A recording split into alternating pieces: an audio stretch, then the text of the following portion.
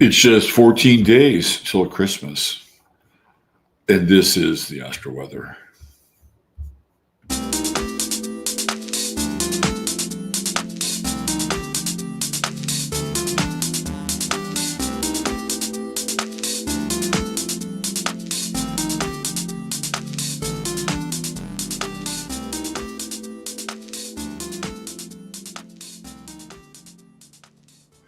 Well, greetings and salutations, one and all. It's Robert Phoenix, and we're back for another edition of What in the Hell the Planets Are Doing, also known as the Astro Weather. I have a new addition to the show visually that I'll be sharing with you today, which gives you a heliocentric view of what's going on up there, which is pretty interesting just in terms of being able to see and eyeball everything.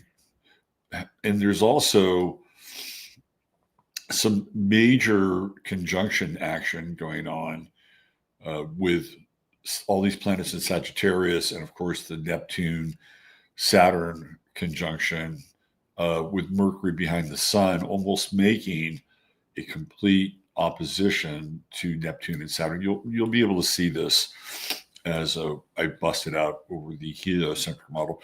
But you have to keep in mind that the heliocentric model is going to be close to the Placidus model, but it's not going to be exactly the same as the Placidus model because Placidus is based on signs and degrees and not constellations.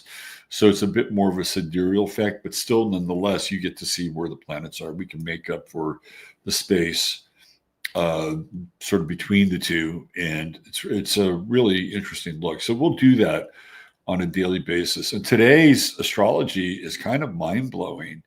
I mean, the geometry for today's astrology is we're out in imagined star territory, right? Like you look at it and you say, well, there's the Star of David, and the Star of David obviously has been co-opted by a particular group. It existed before.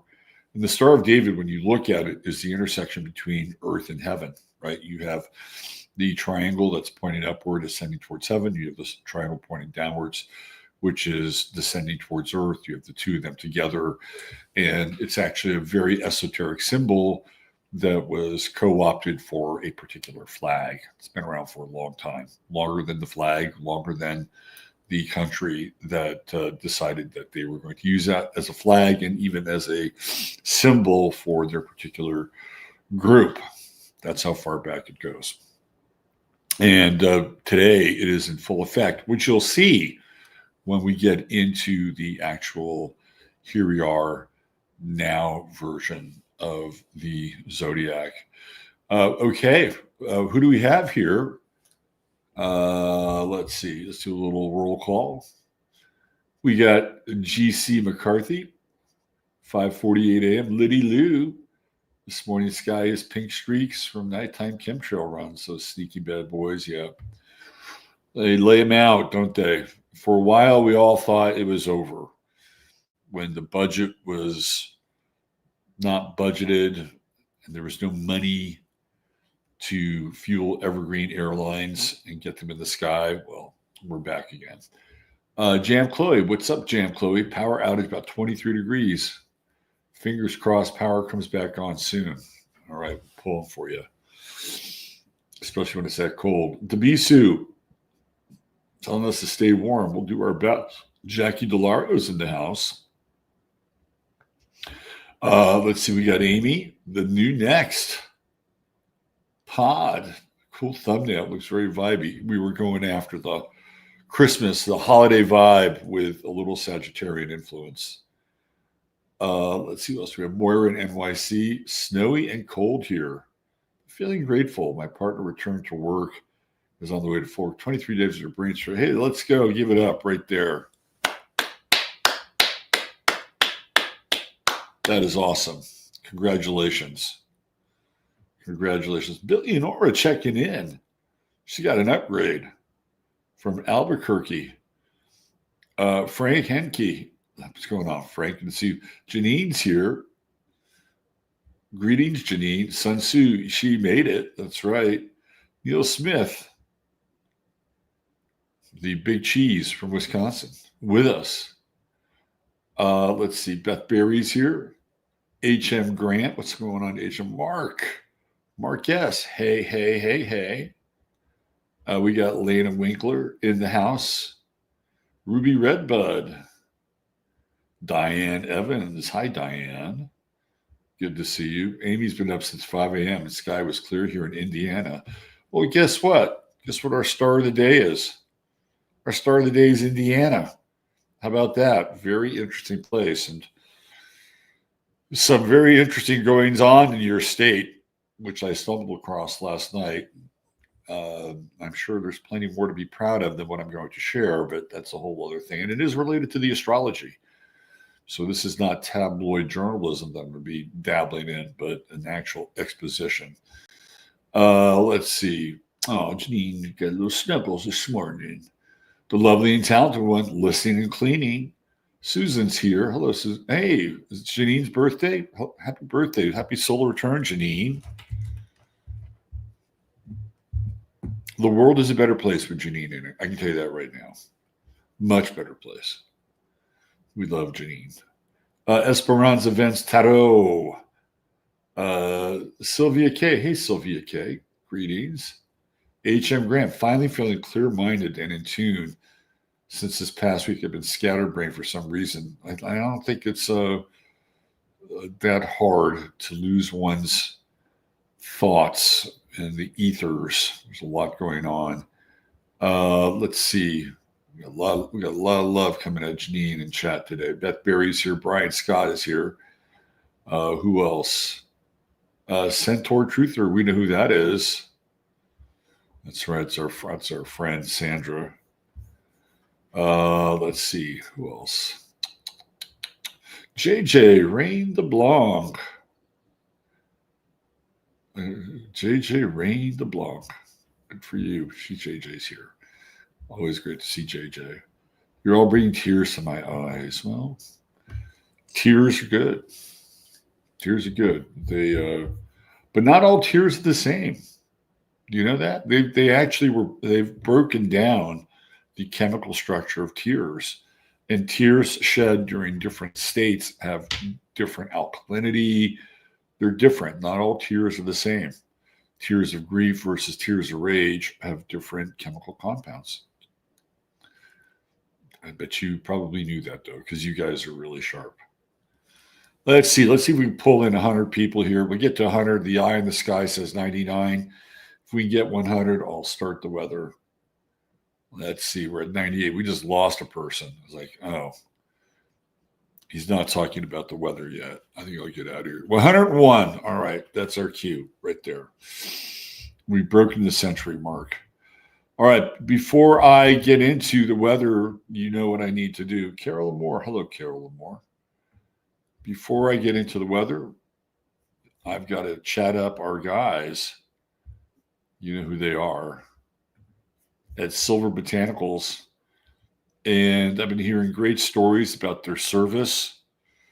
They took care of our friend Janine on an order, lickety split. So not only do they provide high quality products, but their service is white label.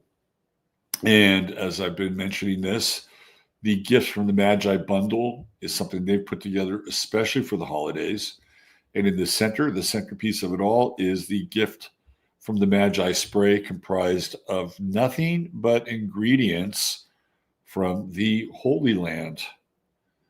That's right. Nothing but ingredients from the Holy Land. You get it all. So you're basically spraying the essence of the Holy Land when you're wherever you are.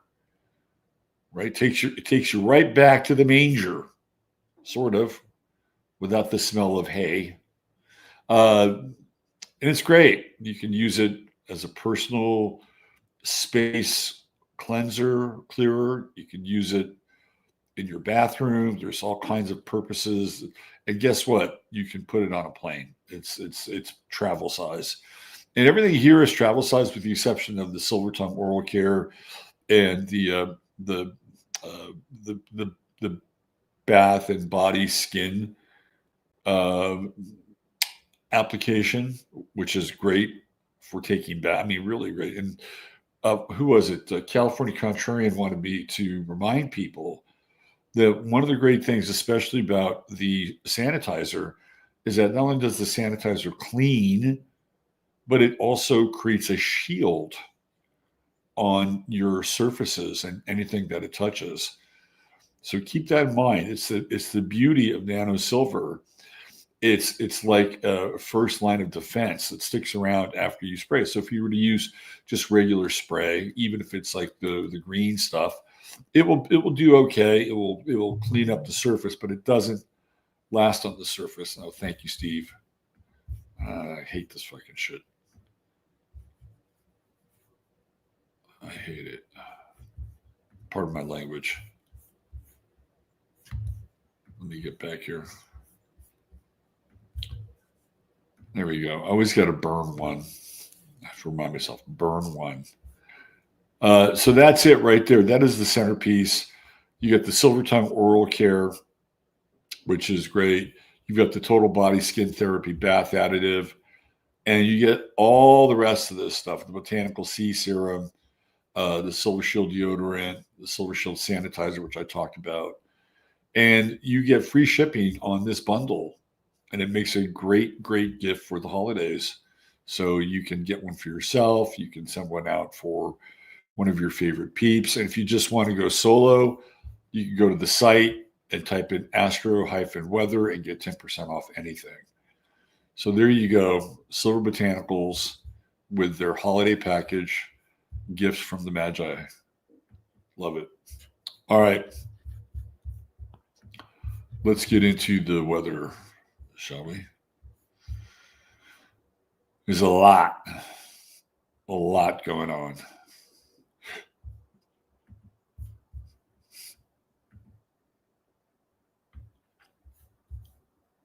So again, you're going to have to cut through some of the noise here, but you're going to see, here's our Imagine star right here, and we got a mystic rectangle. Would you look at that?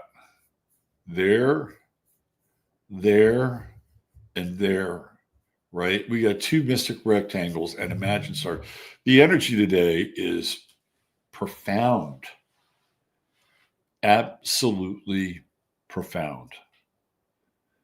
The moon is at 28 Virgo, so as we move into the day, it moves into Libra, which becomes a real ally in terms of goodwill, positivity, and sure, life is a game of momentum. If you ever watch sports, you know what I'm talking about. Teams will get on a run and it becomes viral. It's contagious, and I've seen it. All of a sudden, you see it the most in the NBA with basketball, and all of a sudden, you got bench guys coming off the bench hitting 2, 3 threes. And it's like everybody is just on fire, and that's when the collective identity of the group reaches this peak momentum. It's not always easy to hold it throughout the entirety of a game, just like it's not always easy to hold momentum in your life. It is a series of peaks and valleys. You'll get that also in a game. But when you do have those waves, when the momentum is there, you want to make the best of it. And today, with the moon moving into Libra later in the day, it's going to be sextiling Mercury. Won't necessarily be in a square with Venus, but as we move throughout the night and into tomorrow, you're going to get that cross section with the moon, probably around 7 degrees, 8 degrees of Libra coming in and sextiling Venus and the moon. Right now, it's in an opposition with Neptune and Saturn, but it's very, very brief. Then we have Venus and the sun also hanging out there. We have this massive stellium in Sagittarius. Really, really massive stellium in Sagittarius. So one of the things that I love about Sagittarius is this whole notion of goodwill and positivity and the expansion of what's possible, right? The miraculous. And, we do this every day, right? Every single day. And there are some days where there is like, oh, let me eke out something from what's going on up there. Like this is really, I would say, special holiday energy, even with the squares and some of these oppositions. With two mystic rectangles, any conundrum that you're in, you get out of pretty quickly. It's like a cat that lands on its feet. That's how I describe the energy of the mystic rectangle. And with the moon in Libra, the idea here is that you want to be able to model balance and fairness and equanimity. I think it's interesting that the word equanimity and equal, they're all related to the sign of Libra, but the root word for horse is also equine. So it's an interesting relationship between Sagittarius and Libra. And it feels also very akin to the relation between man and the horse, right? And there's this interesting uh, sort of center point between the human and the animal. And we really do become kind of more centaur like beings when we mount a horse, where we're able to tap into the more primal instincts of the horse. But it also takes a good head, right? Like you've got to be able to navigate and be in control of the beast, right? So you don't have to be a centaur to understand the nature of Sagittarius.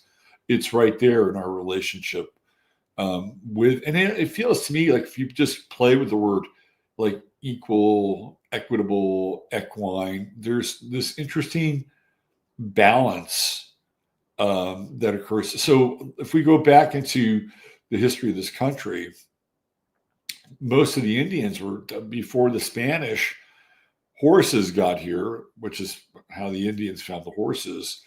Uh, it was they were at a distinct disadvantage. The quote unquote Native Americans, right?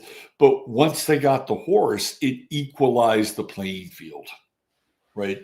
They were able to not only tame the horse and become amazing riders, but they were the equal, and in some cases even better than their Western counterparts. They were able to be much more agile and flexible. And like if you get into the Comanches and the Apaches, they were able to literally hang off of their horse, use their horse as a shield, and fire guns as they were laying from the other side of the horse. I mean, really pretty tremendous stuff, right?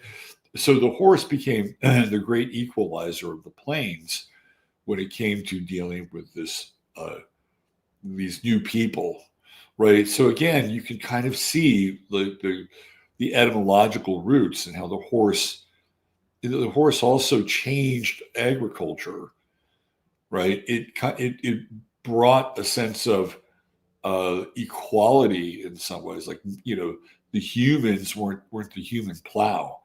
Like the horses became this kind of centrifugal balance point between human labor and farm labor. So I think it's really interesting, this relationship between Libra and Sagittarius, and they both are connected to law as well. That's another thing about Libra and Sagittarius. Libra is all about being fair and balanced and trust. It's the scales of justice. And Sagittarius is where laws get made. Libra is where laws get worked out, right? One side gets to present their case, then the other side gets to present their case. And it's all based on the laws that come out of Sagittarius. Then you get into Capricorn, and Capricorn is the judge, right? And the judge wears black, the color of Saturn. By the way, David Icke is back on YouTube. He just did a piece on Saturn and astrology, which I want to watch. I came across it kind of late last night on my feed. So the return of David Icke to YouTube. He'd been banned for quite a while. But Capricorn is where the laws are enforced. So those three planets, and they're all in a row, with the exception of Scorpio, which sits in between the two. And Scorpio, I think, is like the deliberation process, right? Like that's where, the jury hangs out. It's where it's all behind the scenes. It goes from the seventh house to the eighth house. Then there's a judgment rendered, and then that judgment is enforced. So it's seventh, eighth, ninth, 10th house application. But I think it's interesting, this relationship between equality, equanimity, and equus in the horse. And today we have just a team of Sagittarian horses pulling us through. And I really feel like this is a mindset day. Can you still feel impassioned and at times perhaps frustrated? Well, only in the early morning here, as the moon moves into Libra later in the day, like we get into this afternoon, early evening, that should dissipate. And now we've got more sextile action going on with them. It's really an interesting time. And like I said, life is a momentum game. And I think you want to really take stock of the momentum in your life. What are you doing? What are you building? What are you building on? Are you building on good faith, trust, positivity, a sense of things are going to work out? And I think that's a quality in our world that is, severely lacking.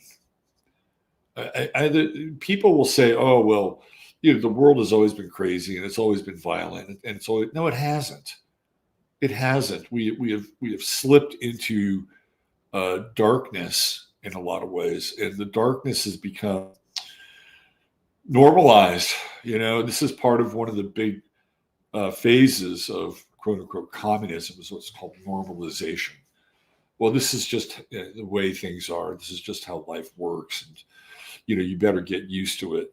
And with Sagittarius moving through the sky right now, there is a clarion call to change that. So if you're having a real challenge just attitudinally, and it's easy to see, right, that Sun is coming into square Neptune. It's about tests. Like, it'll be about tests. Do you have what it takes to get through periods where you might be feeling a little bit low and you might feel a little bit defeated? I mean, look at the beauty of this chart. I mean, just look at this thing. It's like it's almost like a tetrahedron. Look at that. We've got angle, angle, angle, angle, angle, angle, and inside of it, Star of David, Star of David. Inside of it, mystic rectangle, mystic rectangle. Like, how do you deal with the mundane? See the mystic rectangle there? Anyway, this is incredible. Really, really incredible. So I am urging each and every one of you to stoke the fires of goodwill and good faith, and to see if you can gallop into the end of this year and bring it into the beginning of next year with some momentum. Like, people think, well, we're just going to get shot out of a cannon on the 1st of January. It's a new year. It's a new time. No, you want to get going, right? And like, again, a lot of this is going to be attitudinal.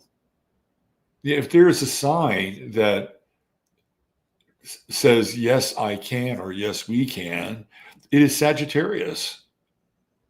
It is imbued with belief and faith, a higher power, something that continues to drive it, even when, it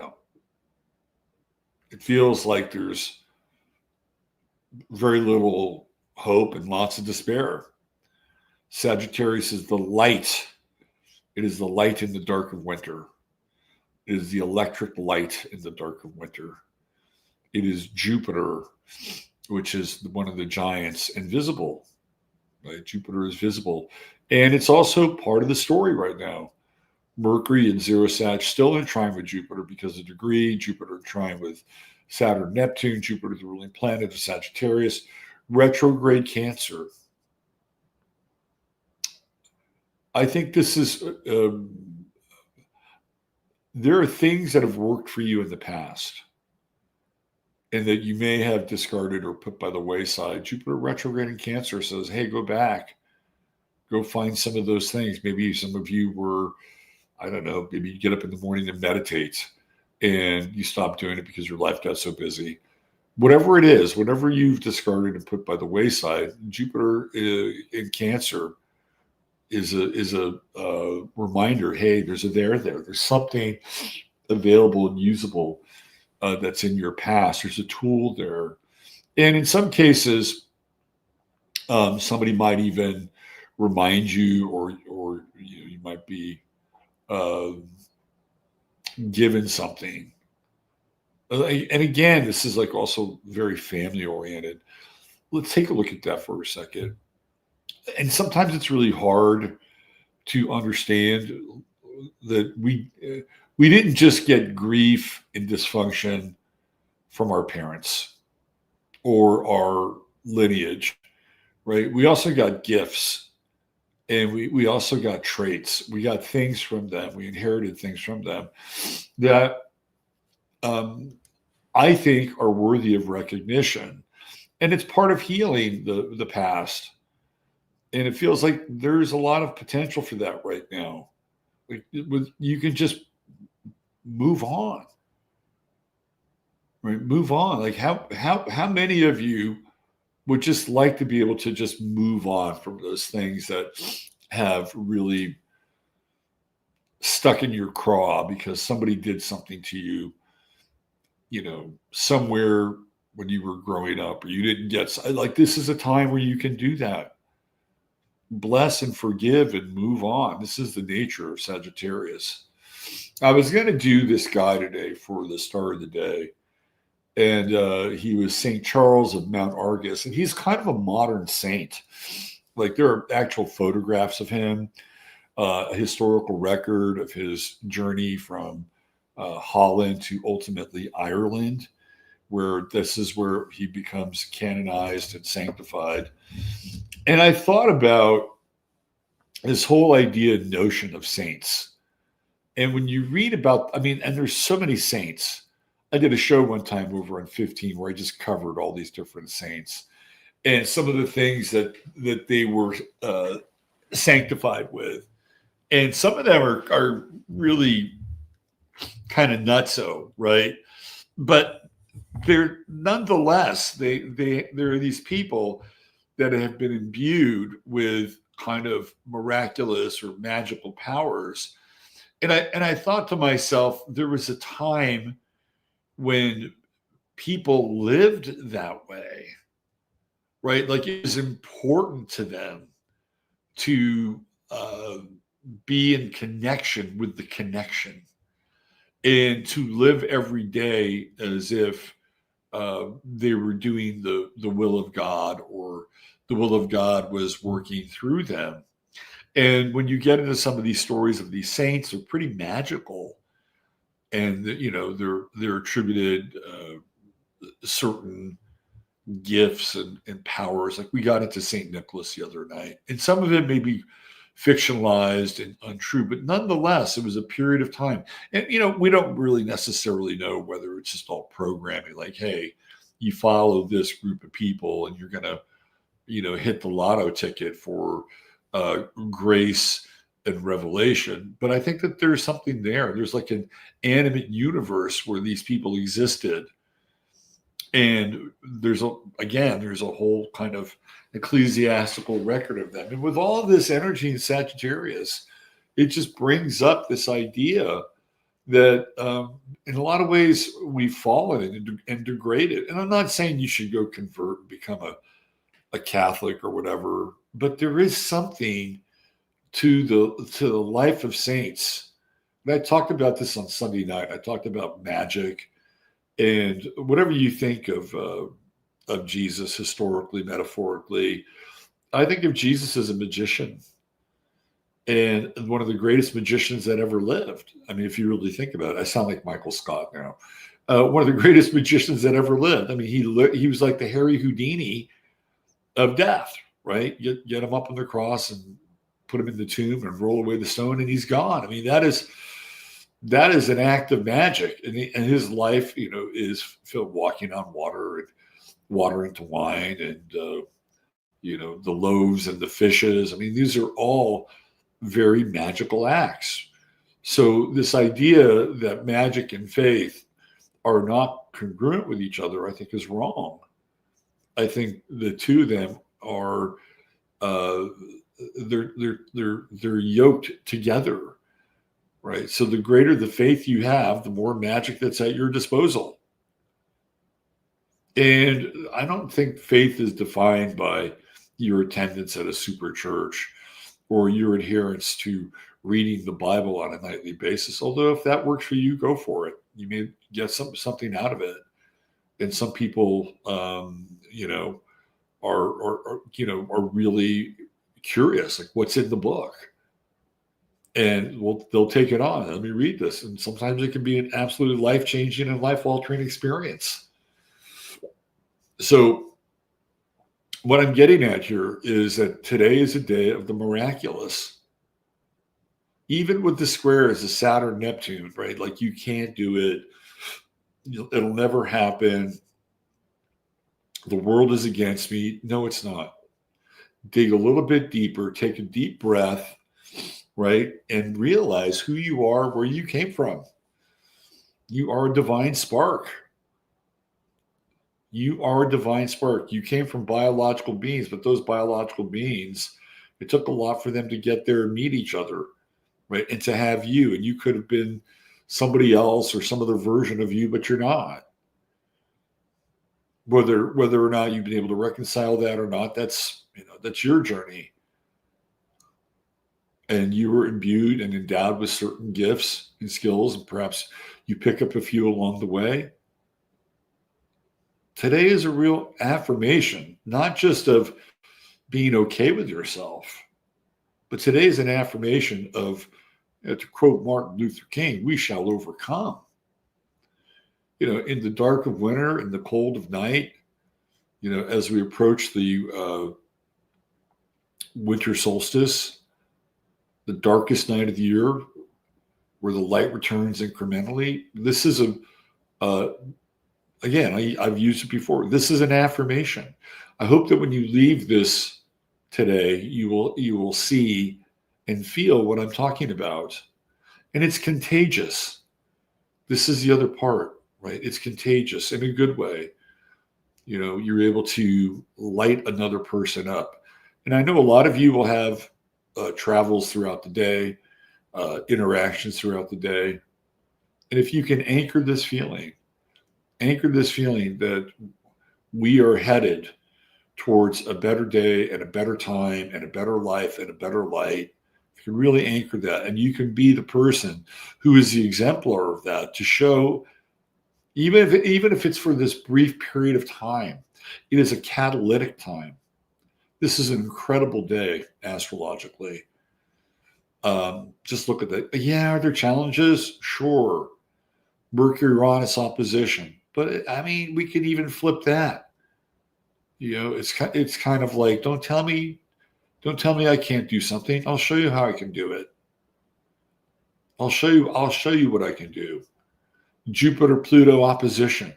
I feel like that's tapping into, can you be generous? Jupiter retrograde in Cancer. It's like, well, I don't know. Maybe I shouldn't spend that, or maybe I should do this for this person. No, it's like, move beyond, get beyond it, use your resources accordingly. And it doesn't have to be much. Sometimes it could just be a simple card or a phone call to someone. So I guess what I'm going to round this off with is that I'm urging you to be an active participant, an agent of affirmation in life today. Be this spirit, the spirit of renewal and light. I've been doing the Astro Weather now for a couple of years. I've never seen a chart like this. Never. And I think what happens is that we get looped into scroll doom. Like, oh, what's going to happen next? Oh, Trump just took over an oil platform in Venezuela. Oh, Zelensky's, putting off elections. Oh, it looks like the Israelis have violated the ceasefire 450 plus times. All that is true, by the way. All of it is true. And yet, are we defined by those things of the world? What did Saint Anna once say? Be in the world, but not of it. And this is one of those days. Be in the world, but not of it. And you may think this is Pollyanna and hype. I don't think so at all. Wishing the best for others and not being caught up in envy and pride and ego. And, I have to deal with that at times in my own life. Right. And I have to, do you really want to go there? Do you really want to hold that thought? And it's much better to just let it go and work on the more positive and higher vibrations. And yes, we have to deal with mundane circumstances, paying bills, figuring out, how we're going to get from point A to point B. Maybe your car is not doing well. This is one of those days where your life is not determined by your circumstances. It's determined by your mindset. It's determined by your faith. And it's determined by your ability to understand and know that there is a better time coming. And it may not be this month or next year or the year after, but it is coming. And today is one of those days where you should be able to have some insight, a peek behind the curtain, as it were. All right. So I found this website. It's pretty cool. And it is a heliocentric website. And I'm going to share this with you. This actually gives you a visual. We're going to update it right here. This actually gives you a visual, heliocentric visual of the planets. So we see them on the charts, right? So I'm going to bring this website up every now and then, and you can literally see there's the sun. It's heliocentric. It's right at the center, and I'll show you over here. We'll go back and forth. Right. So there's Mercury, and it is behind the sun. Right. It is behind the sun because this is not Placidus. I will show you again. There's going to be just a bit of a variance of degree. And while Venus, and we kind of see Venus, right? Venus is, do this. Venus is not directly behind the sun. It's sort of at a wing, right? And we can see Venus at a wing right here. It's not completely behind the sun. But what we have here is that Saturn-Neptune conjunction. You can totally see that. And Mercury moving into opposition with Saturn, Neptune, right? And all these conjunction energies. And I was reading up a little bit about this alignment last night, and apparently it hasn't been around for 60,000 years, and it has to do with Saturn, Neptune, and then the position of Mercury. So what we have here is like a gateway, right? How are these energies going to influence our sphere, right? And you can kind of see where this is happening. There's this is in Pisces. We have Eris and Aries, and then the next sign over is Taurus, and we have Uranus in Taurus, and then we have Jupiter in Cancer. You can see how this stuff works, right? Right, and here's on the other side of Cancer, Gemini. There's Mars, some all the way over here, right? You've got Pluto at the early degrees of Aquarius, and then we have Haumea and Makemake, and they're also very much in the mix just in terms of these. It's funny, Ceres is almost considered a planet. Look at that. And when we look at Ceres over here, right, we can see Ceres. It's right there. It's in Aries. And we come back over here. And there it is, right? So, what you see on the chart is also very representative of what we're seeing from a heliocentric view. So I'm going to talk a little bit more about this on 15 minutes, because there seems to be a lot of earthquake energy over the last week or so. And from what I've been able to kind of find out about this conjunction and Mercury being on the other side of the sun, that there is perturbations in the field. And if we're playing like the angle game. Here's Earth, right? And it is in square, right? Earth, based on its location, is in square with Saturn, Neptune. So, keep in mind, this is going to be Cancer. So Gemini is kind of right in the center here, right? And we have the sun, which is in Sagittarius, and we have the Earth in kind of an oppositional mode, which would put it closer to Gemini and puts it literally in square, even though the Earth isn't in Gemini. The sun is, and the Earth is in kind of this oppositional mode, right? Here's Venus over here, Sagittarius, here's Earth over here. So the heliocentric version of Earth, at least by position, is Gemini. So as a result, we have a T-square, literally with Earth. And we saw the T-square, actually it was an oppositional energy with the moon. And so the moon is interesting in this chart because it's always going to be kind of around the Earth. It's never going to be like way over here and go, oh, look, the moon is in Virgo. It's not going to be quite like that. It's always going to be, orbiting around the Earth. So it's going to be close. But, we have this oppositional energy going on. But pay attention, like over the next 24 to 48 hours, because there seems to be a high degree of earthquake energy. And this alignment has been linked in the past to earthquakes. So I'll get into more of that over on 15 Minutes of Flame. Link in the description for the show. All right, so we're gonna look at this from time to time and give you guys a heliocentric view of the world.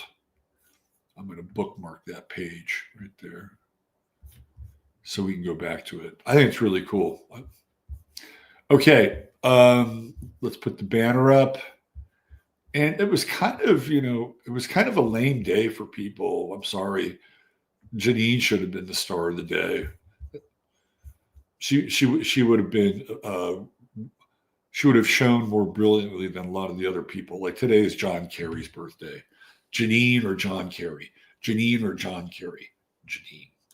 However, I did find a very interesting place. Very interesting. And it got even more interesting when I started doing a little bit of digging around a particular aspect. In fact, more than interesting, it became shocking. That's called a lead. All right, before we get there, let's talk about our friend Chris over at True Hemp Science. And right now he is offering a 20% discount for first-time buyers at truehempscience.com. And then when you get an order of $100 or more, type of 15-MINS, you get the goodie bag on top of it. The sleep gummies. And I'm just telling you, man, the gummies are worth the price of admission. They are whether you're taking them during the day, right, or you're taking them at night. And by the way, if you are taking one of the daytime gummies, you may want to think about doing a little Uber. I'm just saying. But as we move into the holidays, the sleep gummies, I think, are going to be your ally. They're your spirit ally, especially when you deal with, public gatherings and get-togethers and events. The gummies are I would call your Cloud9 option. And of course, there's the tinctures, which are there for you to use on a daily basis. TrueHempScience.com. All organic. Your one-stop shop for all things CBD. Okay, let's get into the star of the day. And again, this was kind of interesting when I decided to kind of go there with it. And dial it in. All right, let me put it up here. Oh, let's see. Where are we? Here we go. Today's True Hemp Science star of the day is Indiana, the state of Indiana. And I know we did Thailand yesterday, but today is Indiana's birthday. Happy birthday, Indiana. Janine, that's where you should move. Your life would uh, Bloom in Indiana. Maybe you should move to Bloomington. See how I did that? Anyway, Indiana was born on this day back in 1816 in a little place called Croydon, Indiana. And what I found really interesting about Indiana was the imagery for the Indian yard, as they call it. And look at that third house. Like, it is a absolutely packed stallion third house. And I think in what I've never been to Indiana or Indianapolis. We'll go with Indianapolis, but I've never been to the state of Indiana, which I think is at times been a little weird. There are certain states I think are a little weird. I mean, California obviously is patently weird, but there are other states like some Indiana, little. There's something a little occulted about Indiana. But why do I say that? Because if you look at its chart, everything is below the horizon except for Pluto, and we're going to get to Pluto. So what do we really know about this place? Like, a lot goes on there that is just beneath the surface. But because it's connected with the Indianapolis 500 and Gemini is the midheaven, right? It totally fits. Gemini is all about motion and speed. And we have the True Node there, and we have Vesta there, and the Indianapolis 500 is a long-term event. And I was really into Indy and Formula One cars growing up as a kid. And the Indianapolis 500 is sort of this interesting intersection between foreign drivers and kind of a NASCAR style circuit, right? Like, this is like if you were to get into Formula, and these are all Formula One cars or Indy cars, whatever you want to call them. If you look at the sort of the courses or tracks that they race on, I think there are two events with open wheel racing, which is what this is called, that are still in city. I think Monaco and I think San Marino. San Marino's on a track. There's Monaco, and then there's one other city where it's all through the city. I think Vegas had it. I don't know if Vegas still has it, but most of them are on track. But if you look at the tracks, there are. It's not an oval, right? The tracks aren't ovals, but the Indianapolis 500 is an oval. And so what you have is sort of this configuration of this, domestic sort of NASCAR style event, but you have drivers from all over the world. Yeah, I'm not even sure when the last American driver who won the Indianapolis 500 was. But to me, that's very third house, right? It's very, very third house in that you would have this event, which is, very circular in a lot of ways. And you have people from all over the world participating in it and attending it.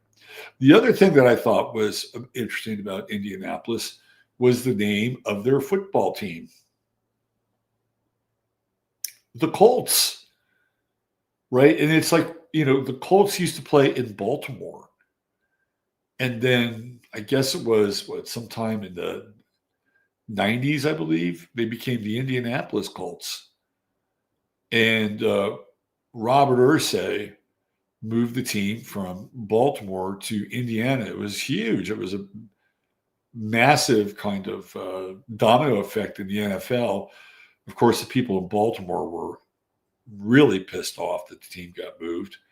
And, Art Modell of Cleveland decided he's going to move his team to Baltimore. And the people of Cleveland got really pissed off. So the NFL gave them an expansion franchise. They needed to have a Cleveland Browns team because it's part of the story of the NFL, right?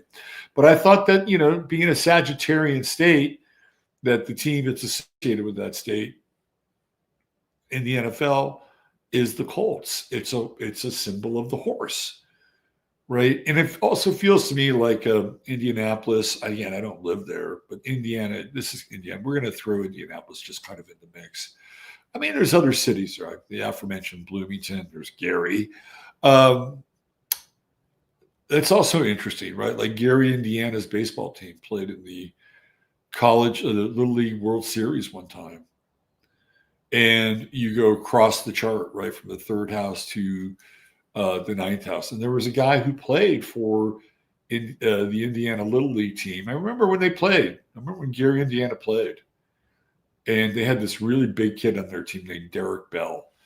Derek Bell went on to play for the Pittsburgh Pirates and a number of other major league teams. And of course, the great Michael Jackson and the Jackson Five are from Indiana, right? So there's a lot of really interesting people from there. But it's one of those states that just kind of flies under the radar. Like Dan Quayle was from Indiana, right? Like, remember Dan Quayle? So I feel like there's a lot more going on there, and not always in a good way, by the way, than people from the outside are privy to. Like I've heard, whenever there's the NFL draft combine, right, that's held in Indiana. It's not held in Indianapolis, of course, but it's not held in, Ohio or Pittsburgh. They don't say, hey, let's move the draft comp. No, it's always Indiana. It's always Indianapolis. And so you have, again, this idea of the world, and the world in this case would be people from Washington or California or Miami or Houston, and they all descend upon Indianapolis for about a week's worth of, testing and the showing off of players' skills for the NFL. And I would think that if it's not, then they really need to re-examine their chart. Indiana should be a convention center. Like some of these towns that are not as expensive are starting to get convention business.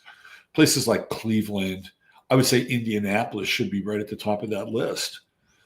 And being able to get people from all over the world to come there. And apparently the nightlife in Indiana is way more interesting. The restaurants are supposedly really good.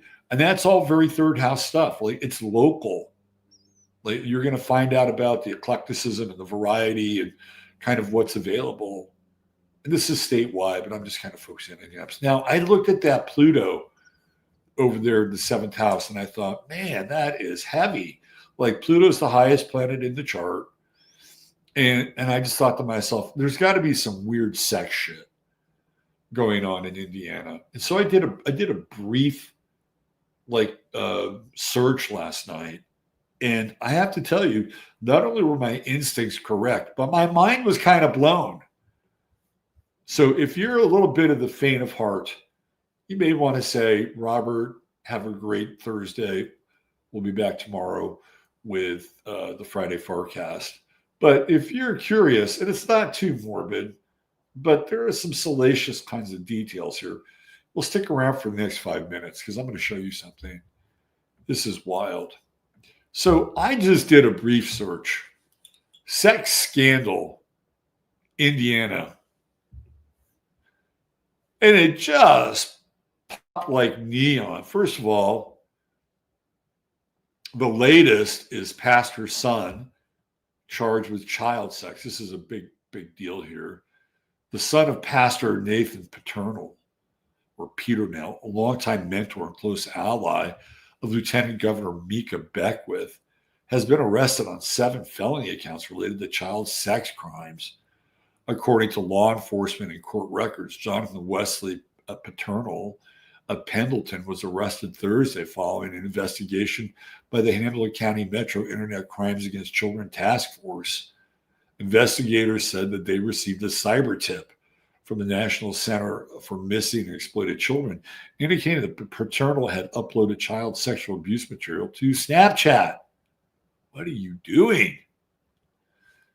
Anyway, this is the son, and this is Mika Beckwith posing with the pastor, right? And so there's something creepy there's a dark underbelly sexually with, and I just looked at it. There's more here. This is from last year, 2025, this past year. I mean, Indiana teacher accused of forcing boys into group sex while wearing Halloween masks. How much Pluto and fucking the seventh house can you handle? Right? Like, where's Pluto? I think it's in Pisces. So check this one out. This is from Martinsville. An Indiana teacher is facing multiple charges after she allegedly forced multiple boys into having group sex with her. According to WTHR, 31-year-old Brittany Fortenberry, a former math teacher at Eminence High School in Martinsville, Indiana, is facing additional charges after prosecutors say 5 more alleged victims came forward with sexual abuse allegations. Court documents reviewed by the station of the Fortenberry has been charged with the following. 10 additional. She was into like group sex with these kids, and guess what? She made them wear the mask from the movie Scream. I mean, this is wild. Really, really wild.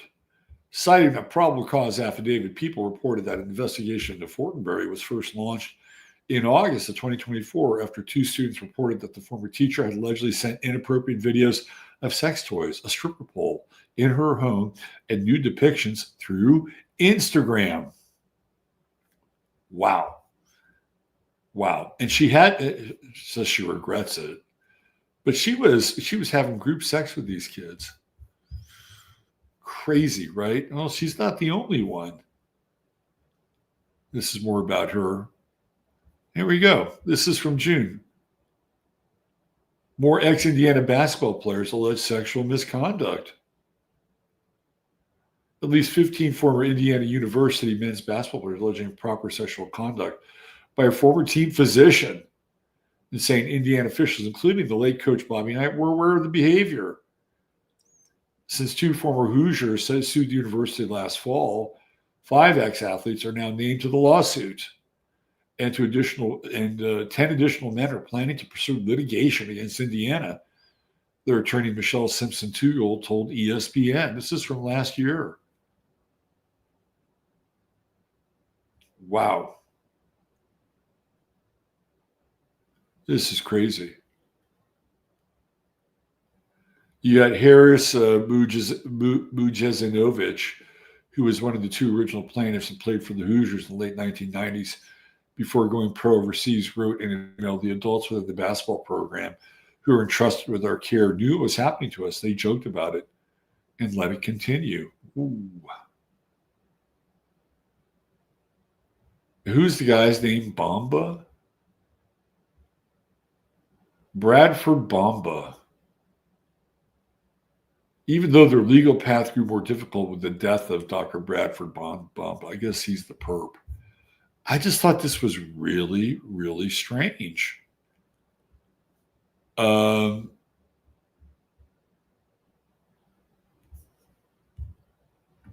another one. County official abused clients for years. Leaders knew of allegations, but failed to stop him. When Tyler Martz walked into the office of Henry, and you can say this is everywhere, which kind of brings us back to the beginning of the show in a lot of ways. But I just keep coming back to what I'm seeing here. Pluto, right? Pluto, it's like Indiana has a weird relationship with Pluto. And when and a lot of this is kind of sports related, and even the 3rd house is, childhood education related. I guess you could go with the moon and the 12th incarceration related, but Pisces is definitely the ruler of the 12th. And so there's a dark underbelly here with Indiana and inappropriate sexual acts. And is it everywhere? Sure. But I just did a quick little search, and what I found was shocking, absolutely shocking. I don't know, maybe the next time I do a state, if you're in Indiana, this is not here to make you feel bad. I was just curious. And when I found out was like kind of outrageous, really, really outrageous, and satisfied my curiosity to a certain extent. Right? It's like, oh yeah, your instincts were right. Anyway, there's your True Hemp Science star of the day, the state of Indiana. And if you live there, take pride in your place. I'm sure it's pretty cool with all that Sagittarian in your third house. And some of those, the world comes to you versus you going to the world. But I would stay out of compromising positions in the state of Indiana, especially if you're a teacher. All right, that'll do for today's show. If you're interested in hearing more about the spate of earthquakes that we have been experiencing, especially one that happened yesterday, which is pretty shocking, of all places, Europe, come join me over on 15 Minutes of Flame. We'll go over some of those. And again, we'll get into a little bit of the alignment that is supposedly a once in a 60,000 year event, and we're living through it. And even just the geometry of the chart today. And I don't want to end the show on a kind of a downer note, right? But I just, because it's been so positive. So I do want to end the show on a positive note. The energy today is sublime. Absolutely sublime. Move forward and live your life accordingly. Everything's going to work out. Everything's going to work out. Now, you do have to put a little bit of effort forth. That's the nature. Sagittarius can get a little lazy. Put a little effort forth. Things are going to work out. Have faith. Have faith in the short term and the long term. And these creeps with their surveillance state and the tightening noose, it's not going to work. It may impact our lives or dent us initially, but it's not going to work. We were not built for that. And they may think that we're nothing but chattel. No, we are wild palominos galloping across the plains. That's who we are. All right, take good care. We'll see you over on 15. Use your head in order to discern what's really hard, so much possible. I'm Robert Phoenix. Bye for now.